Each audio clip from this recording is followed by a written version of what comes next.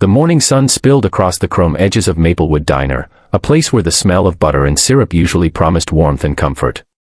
But on this particular day, the light couldn't erase the darkness that crept into the hearts of a few cruel boys.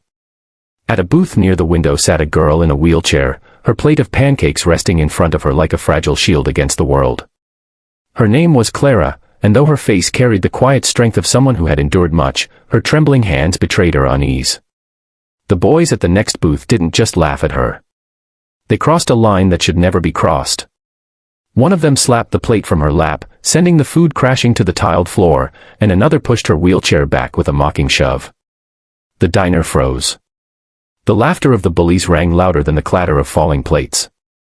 Clara's eyes welled with tears she tried so hard to hold back, but humiliation burned hotter than pain. If you believe that kindness should always conquer cruelty, that second chances matter, and that no one deserves to be treated this way, take a moment right now to like this video, comment, share it with others, and subscribe to Kindness Corner. Together, we can remind the world that compassion is stronger than hate. Clara's life had never been easy.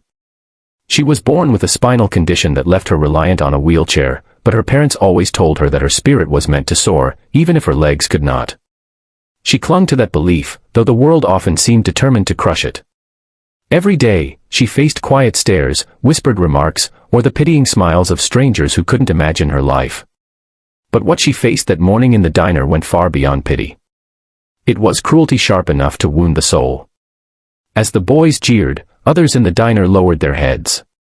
Some shook their heads in disapproval but did nothing. The waitress, her hands full of coffee cups, froze in the aisle, fear etched on her face.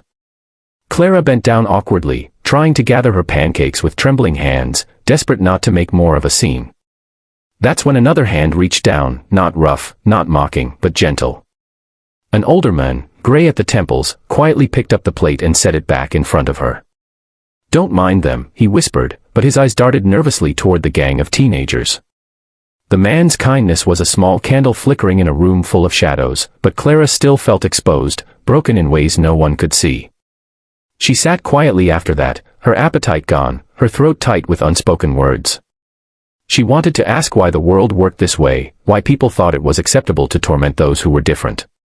Her heart thudded in her chest with each burst of laughter from the bullies, who now bragged loudly about their bravery, oblivious to the cruelty of their actions. Clara closed her eyes and prayed for the hour to pass quickly, for the nightmare to end. An hour later, something unexpected happened, something that shifted the entire energy of the diner. It began as a low rumble, almost like thunder. Heads turned toward the wide glass windows as the sound grew louder, more distinct. Dozens of motorcycles rolled into the parking lot, their chrome glinting under the daylight. The sight alone was enough to make conversations hush and forks freeze in midair. The unmistakable insignia of the Hells Angels was emblazoned on their leather jackets as they parked in a perfect line, engines growling like an approaching storm. The bullies, who just moments ago carried themselves with arrogance, suddenly grew restless. Their smirks faltered.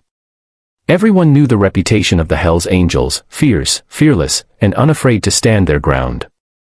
When the door of the diner swung open, the bell jingled softly, but the silence that followed was louder than anything. A towering man with a beard and steel-hard eyes walked in, his vest heavy with patches.